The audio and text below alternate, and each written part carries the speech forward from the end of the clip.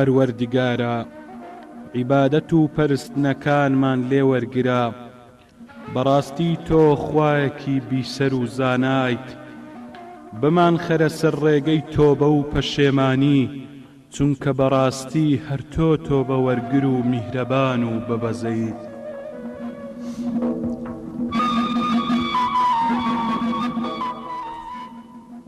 ربنا آتنا في الدنيا حسنة وفي الآخرة حسنة وقنا عذاب النار. پەروەردیگارە، لە دنیادا چاکەمان پێ ببەخشە و لە دوا ڕۆژیشدا هەر چاکەمان پێ ببەخشە و لە ئاگری دۆزەخ بمان پارێزە.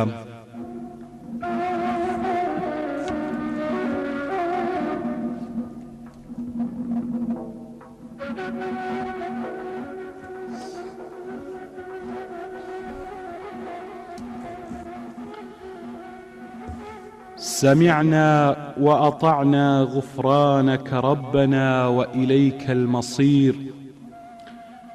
پەروەردیگارە، بڕیارەکانمان بیست و ملکەت و گوێڕایەڵی بووین.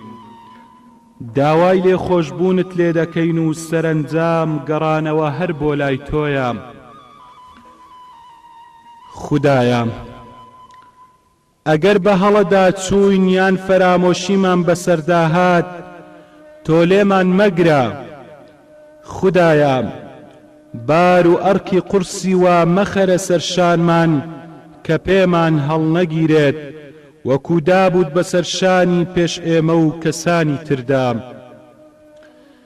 پەروەردیگارە، ئەو شتەی کە لە توانامان بەدەرە و هێزمان پێی ناشکێت مەیدە بەسەرماندا. چاوپۆشیمان لێ بکە و لێمان خۆش ببە و بەزەیت پیاماندا بێتەوە. تۆ یار و یاوەرمانی، یارمەتیمان بدە و سەرمان بخە بەسەر بێ باوەڕاندا. ربنا لا تؤاخذنا إن نسينا أو أخطأنا. ربنا ولا تحمل علينا إصرا كما حملته على الذين من قبلنا. ربنا ولا تحملنا ما لا طاقة لنا به. واعف عنا واغفر لنا وارحمنا أنت مولانا فانصرنا على القوم الكافرين. ربنا لا تزغ قلوبنا بعد إذ هديتنا وهب لنا من لدنك رحمة إنك أنت الوهاب. خدایا، پاش ئەوەی ڕێنمونیت کردوین دڵمان لە ڕێگەی ڕاست مەترازێنە و لە سۆزی تایبەتی خۆت بەهرەوەرمان کە، چونکە بێگومان هەر تۆ بەخشندەیت.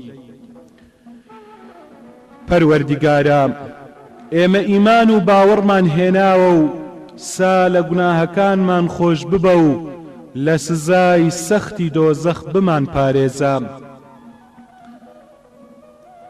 ربنا آمنا بما أنزلت واتبعنا الرسول فاكتبنا مع الشاهدين. پەروەردیگارە، باوەڕمان هێنا بەو پەیامەی کە ناردووتە خوارەوە و شوێن پێغەمبەرەکەت کەوتوین. ساتۆش لە ڕێزی ئاگادار و باوەڕداران بمان نووسە. پەروەردیگارە، ئەم بوونەوەر و گەردوونەت بێهۆ دروست نەکردووە و پاک و بێگەردی بۆ تۆیە. تۆش لە سزای دۆزەخ بمان پارێزە. خودایە، پەروەردیگارە ئێمە گوێمان لە بانگ دەرێک بوو خەڵکی بانگ دەکرد بۆ ئیمانداری پێی دەوتن باوەڕ بە پەروەردیگارتان بهێنن ئێمەش دەست بەجێ باوەڕمان هێنا خودایە تۆش لە گوناهەکانمان ببوورە و هەڵە و خراپەکانمان بۆ بپۆشە و لەگەڵ پاکان و چاکاندا بمان مرێنە ربنا وآتنا ما وعدتنا على رسلك ولا تخزنا يوم القيامة إنك لا تخلف الميعاد پەروەردیگارە ئەو بەڵێنانەی کە لە سەرزاری پێغەمبەرەکانتەوە پێداوین بۆمان بهێنە دی و خەجاڵەت و شەرمەزارمان مەکە لە ڕۆژی دواییدا بەڕاستی تۆ وادەشکێنی ناکەیت خودایە ربنا آمنا فاكتبنا مع الشاهدين پەروەردیگارە ئێمە ئیمان و باوەڕمان هێناوە تۆش لە ڕیزی ئاگادار و ئیمانداراندا تۆمارمان بکە خودایە ئێمە زیانی زۆرمان بە خۆمان گەیاندووە ئەگەر تۆ لێمان خۆش نەبیت و بەزەیت پێماندا نێتەوە ئەوە لە زەرەرمەند و خەسارەتمەندان دەبین پەروەردیگارە لە نێوان ئێمە و گەلەکەماندا دەروازەی تێگەیشتن لە حەق و ڕاستی بخە سەر پشت چونکە بەڕاستی تۆ چاکترین کەسێکی کە دەروازەی خێر گوشاد بکات ربنا افتح بيننا وبين قومنا بالحق وأنت خير الفاتحين ربنا أفرغ علينا صبرا وتوفنا مسلمين پەروەردیگارە صبر و ئارامی بڕژێنە بەسەرماندا و بە موسڵمانی بمان مرێنە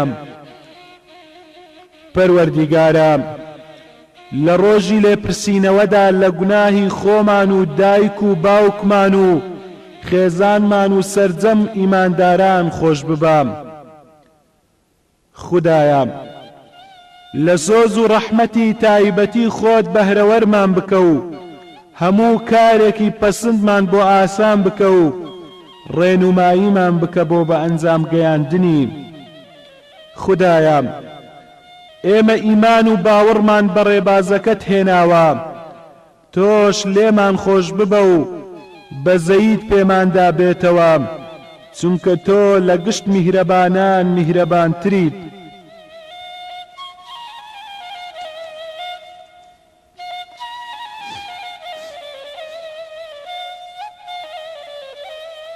پەروەردیگارە سزای دۆزەخمان لێلا بدە چونکە سزاکەی سەنگین و درێژخایەنە و دووچاری هەر کەسێک بێت لە کۆڵی نابێتەوە بەڕاستی خودایە دۆزەخ ناسۆرترین و ناخۆشترین نشینگا و جێگایە پەروەردیگارە هاوسەر و نەوەیەکمان پێ ببەخشە کە چاومان پێیان ڕوون ببێتەوە و بمان کە بە پێشەوا و نمونە بۆ پارێزگاران ربنا هب لنا من أزواجنا وذرياتنا قرة أعين واجعلنا للمتقين إماما پەروەردیگارە سۆز و میهرەبانی تۆ زۆر فراوانە و هەموو شتێکی گرتۆتەوە لە گوناهی ئەو کەسانە خۆش ببە کە تۆ بەکار و شوێنکەوتووی ڕێبازەکەی تۆن و لە سزای دۆزەخ بیان پارێزام پەروەردیگارە بیان خە ئەو بەهەشتەی کە خۆت بەڵێنت پێداون هاوڕێ لەگەڵ هەر کەس کە ئیماندار و چاکەکارە لە باوان و هاوسەران و نەوەکانیان چونکە بەڕاستی هەر تۆ خوایەکی باڵا دەست و دانایت پەروەردیگارە لە گوناهی ئێمە و ئەو برایانەشمان خۆش ببە کە پێش ئێمە ڕێبازی ئیمانداریان گرتۆتە بەر و بە هیچ جۆرێک کینە و بغز لە دڵماندا بەرامبەر باوەڕداران مەهێڵەرەوە. خودایە بەڕاستی تۆ زۆر بەسۆز و میهرەبانیت.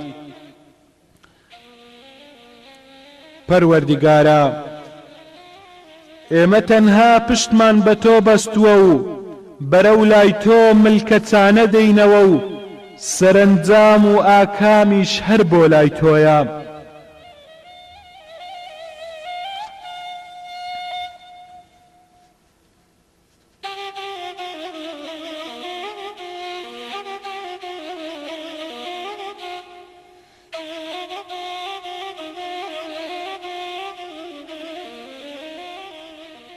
ربنا لا تجعلنا فتنة للذين كفروا واغفر لنا ربنا إنك أنت العزيز الحكيم. پەروەردیگارە مەمان کە بەمایی لە ڕاستی وێڵبوونی ئەوانەی باوەڕیان بە تۆ نەهێناوە و لە گوناهەکانمان ببوورە. بەڕاستی خودایە هەر تۆی باڵا دەست و دانا بە هەموو شتێک. پەروەردیگارە ئەو نور و ڕووناکیەی پێت بەخشیوین بۆمان تەواو بکە و لێمان خۆش ببە. بەڕاستی تۆ توانات بەسەر هەموو شتێکدا هەیە. ربنا أتمم لنا نورنا واغفر لنا إنك على كل شيء قدير.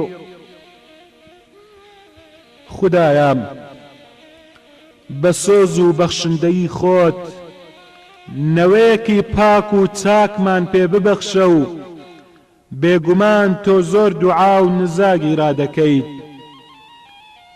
خدایە حەمد و سپاس و ستایش بۆ تۆ کە گەلێک دەستەڵاتت پێبەخشیوین و فێری تێگەین و لێکدانەوەی قسە و گوفتارەکانت کردوین. ئەی بەدیهێنەری زەوی و ئاسمانەکان، هەر تۆ سەرپەرشتیار و یاوەری ئێمەی لە دنیا و لە دوا ڕۆژیشدا. بە موسڵمانی بمان مرێنە و بۆ لای خۆت و بمانگەیەنە بە کاروانی پیاو چاکانی باوەڕدار. پەروەردیگارە ڕێنماییمان بکە و یارمەتی خۆمان و نەوەکانمان بدە تا نوێشکەر و گوێڕایەڵ و پابەندی پەرستنەکانت بین و خودایە دوعا و نزاکانمان گیرا بفەرموو.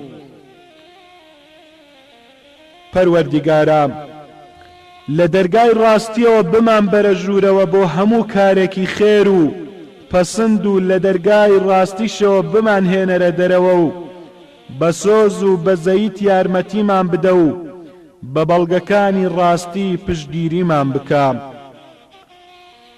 خودایە سینە و دڵ و دەروونمان بۆ فراوان بکە تا پڕ ببێت لە ڕووناکی و جێگەی ڕق و کینەی تیان نەمێنێت و کار و بارمان بۆ ئاسان بکە و گیری لە زمانماندا مەهێڵە و زمان پاراویمان پێ ببەخشە تا خەڵکی لێمان تێبگەن. خودایە زانستمان فراوان بکە و زیاتر شارەزا و ئاگادارمان بکە. پەروەردیگارە لە جێگە ڕێزێکی پیرۆزدا دامان بنێ و چاودێریمان بکە. بەڕاستی تۆ چاکترین کەسێکی کە خەڵکی لە شوێنی شیا و چاکدا دەنێیت و چاودێریان دەکەیت. خودایە پەنا بە تۆ دەگرین لە وەسوەسەی شەیتانەکان و پەنا بە تۆ دەگرین لەوەی کە بتوانن بێنە لامان و بێئاگا و غافڵمان بکەن. خودایە لە هەموو گوناهەکان خۆش ببە و داوای بەزەیت لێ دەکەین چونکە تۆ چاکترین کەسانی خاوەن بەزەیی و میهرەبانیت. پەروەردیگارە دانایی و تەواویمان پێ ببەخشە و بمانگەینە ڕیزی چاکەکارانی ئیماندار و یارمەتیمان بدە تا هێندە چاکەکار بین کە لە دوای خۆمان باسی چاکیمان بکرێت و ناومان زیندوو بمینێتەوە و ببین بە نمونە و سەرمەشق بۆ نەوەکانی دوای خۆمان. خودایە بمان خەرە ڕیزی ئەوانەی کە لە بەهەشتی بەریندا وەک میراتبەران بە ئاسوودەیی ڕادەبوێرن و لە ڕۆژی لێپرسینەوەدا ڕیسوا و سەرشۆڕمان مەکە. خودایە دەرفەتمان بدە هەردەم سوپاسگوزاری ئەو نیعمەتانە بین کە ڕژاندووتە بەسەر خۆمان و دایک و باوکماندا و یارمەتیمان بدە ئەو کارە چاکانە ئەنجام بدەین کە لای تۆ پەسەندن و بە بەزەی خۆت بمان خەرە ڕیزی بەندە پاک و چاکەکانتەوە. پەروەردیگارە ئێمە زیانی زۆرمان بە خۆمان گەیاندووە، وەستەممان لە خۆمان کردووە. سا خودایە فریامان بکەوە و لە گوناهەکانمان خۆش ببە. پەروەردیگارە ئێمە هەژار و ئاتاج و چاوەڕوانی هەر چاکەیەکین کە تۆ پێمان ببەخشیت. پەروەردیگارە منداڵی ساڵح و گوێڕایەڵمان پێ ببەخشە. خودایە دەرفەتمان بدە کە هەمیشە سوپاسگوزاری ئەو نیعمەتانە بین کە بەخشیوتە بە خۆمان و دایک و باوکمان و توانامان پێ ببەخشە تا ئەو کارە چاکانە ئەنجام بدەین کە تۆ پێت خۆشە و لەنەوەکانماندا کەسانی چاک و ساڵح بخەرەوە. ئێمە تۆ بەکار و بۆ لای تۆ دەگەڕێینەوە و گوێڕایەڵی هەموو فەرمانەکانتین و یەکێکین لە کۆمەڵی موسڵمانان. خودایە لە گوناهەکانی خۆمان و دایک و باوکمان و هەموو ئەوانەی کە باوەڕدارانە هاتوونەتە ماڵمان، هەموو براو خوشکانی ئیماندارمان خۆش ببە و خراپەکارانی سەرکەش و وێڵ و سەرگەردانتر بکە. رب اغفر لي ولوالدي ولمن دخل بيتي مؤمنا وللمؤمنين والمؤمنات ولا تزد الظالمين إلا تبارا.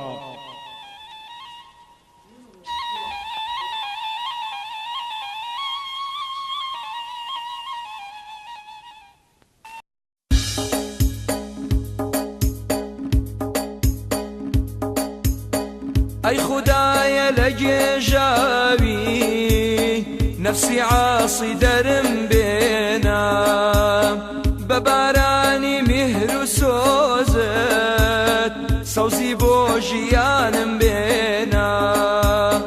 أي خدايا لجيجاوي نفسي عاصي درم بينا بباراني مهر سوزت سوزي بوجيان بينا. هركز دور بين الرحمي توجي الخسار ورنز الرؤيا في شي بدايم نالينو هرقريان وقررويا. هركز دور بين الرحمي توجي الخسار ورنز الرؤيا في شي بدايم نالينو هرقريان وقررويا. يا خدايا ديم برا قرتي تمان كميماوا بيت قدرك اي غفراني تو اميدم بيتنا ماوا. اي خدايا ديم برا قرتي تمان كميماوا بيت قدرك اي غفراني تو اميدم بيتنا ماوا. اي خدايا لجيجاوي نفسي عاصي درم بينا. اي خدايا لجيجاوي نفسي عاصي درم بينا.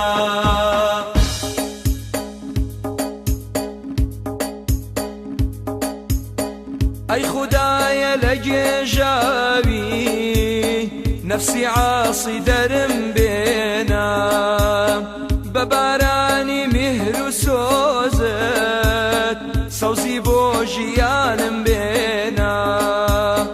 اي خدايا عاصي درم بێنا بە بارانی میهر و سۆزت سەوزی بۆ ژیانم بێنا بۆ سەرفرازی ڕێگادا بڕم بۆ لێ خۆش بوون هەنگاو ئانێم هەتا دەنگەم بە دیدارت لە کوڕنوشدا سەردا ئانێم بۆ سەرفرازی ڕێگادا بڕم بۆ لێ خۆش بوون هەنگاو ئانێم هەتا دەنگەم بە دیدارت لە کوڕنوشدا سەردا ئانێم تەمەنامە لە سوجدا دەنگیان و ڕوحمت پێشکەش بکەم تەلا فردەوسی سۆزتدا بەڕازی بوونی تۆ داگەم تەمەنامە لە سوجدا دەنگیان و ڕوحمت پێشکەش بکەم تەلا فردەوسی سۆزتدا بەڕازی بوونی تۆ داگەم ئەی خودایە لە گێژاوی نەفسی عاسی دەرم بێنا ئەی خودایە لە گێژاوی نەفسی عاسی دەرم بێنا